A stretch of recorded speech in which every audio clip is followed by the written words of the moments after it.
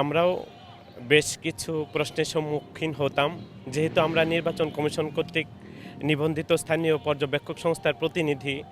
তো জনগণের মধ্য থেকে পরিচিতির গণ্ডিগুলো থেকে প্রশ্নটা আসলে আসতো আমাদের দিকে, প্রশ্নটা ছুড়ে দেওয়া হতো কিংবা প্রশ্নটা তেড়ে আসতো যে নির্বাচন আদৌ হচ্ছে কিনা, তফসিল আদৌ ঘোষণা হবে কিনা। এমন অনিশ্চয়তা আসলে আমরা খুব, মানে আমার চোখে আমার জীবদ্দশা আমি খুব একটা দেখিনি। তো আমরা নিশ্চিতভাবে আশাবাদী ছিলাম যে সরকার ঘোষিত সময়ের মধ্যেই তফসিল এবং নির্বাচনটা হবে, এবং তাই হয়েছে। নিশ্চিতভাবেই এটা জনগণের জন্য একটা, আমাদের জনসাধারণের জন্য, সকলের জন্যই স্বস্তির একটা বিষয়। আসলে আমরা আগে বলেছি, আমরা আসলে নির্বাচন কমিশন কর্তৃক স্থানীয় পর্যবেক্ষক সংস্থার প্রতিনিধি। আমাদের একটা গাইডলাইন আছে। আমরা নির্বাচন পর্যবেক্ষণ নীতিমালা যেটা, সেটা দ্বারা গাইডেড।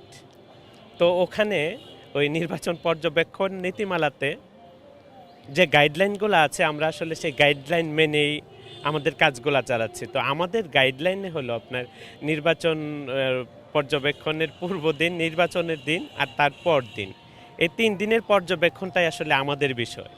এর বাইরের কোনো কিছু আমাদের নীতিমালার বাইরে, কাজে ওই বিষয়ে আমরা কোনো মন্তব্য করতে যাচ্ছি না। হ্যাঁ, লেভেল প্লেয়িং ফিল্ডটাও আমরা বলছি না। আসলে আমি বললাম তো যে আমরা স্থানীয় নির্বাচন পর্যবেক্ষণ সংস্থার প্রতিনিধি, আমরা পর্যবেক্ষক নীতিমালা দ্বারা গাইডেড।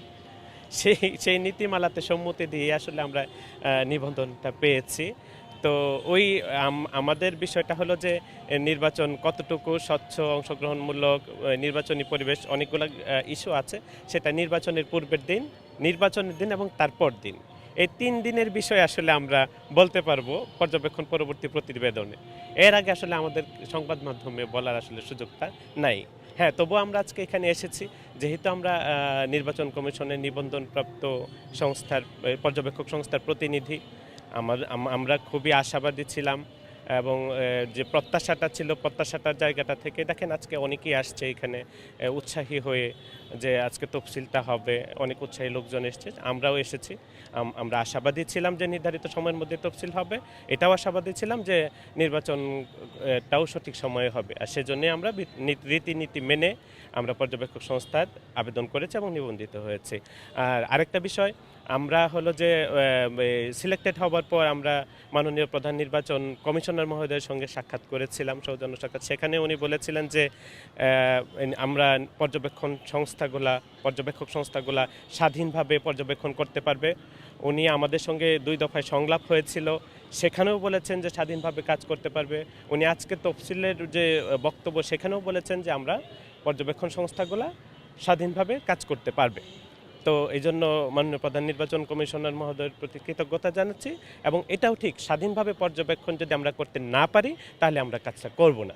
হ্যাঁ, প্রত্যেকটা বিষয়ে বললাম যে আমাদের নীতিমালা আছে, ভোট কেন্দ্রের ভিতরে আমরা স্বল্প সময়ের জন্য অবস্থান করতে পারবো। হ্যাঁ, স্বল্প সময়ের জন্য অবস্থান করতে পারবো, যেন কারো বিশৃঙ্খলা, মানে ভোট কেন্দ্রে ভোট নিয়োজিত কার্যক্রমের যে মূল কাজটা, সেটাতে যেন বিশৃঙ্খলা না ঘটে, ততটুকু সময় আমরা নিশ্চিতভাবে অবস্থান করতে পারবো। আচ্ছা, আমি আবারও মনে করিয়ে দিই, আমরা স্থানীয় পর্যবেক্ষক সংস্থার প্রতিনিধি। এই বিষয়গুলো আমাদের মানে আমাদের বিষয় না। কাজে আমাদের কথা বলার সময় আসলে সতর্ক থাকতে হয়। আমরা যে নীতিমালায় সম্মতি দিয়ে, পর্যবেক্ষণ নীতিমালার, এর বাইরে আসলে আমাদের কথা বলার সুযোগ আসলে নাই। ধন্যবাদ আপনাদেরকে।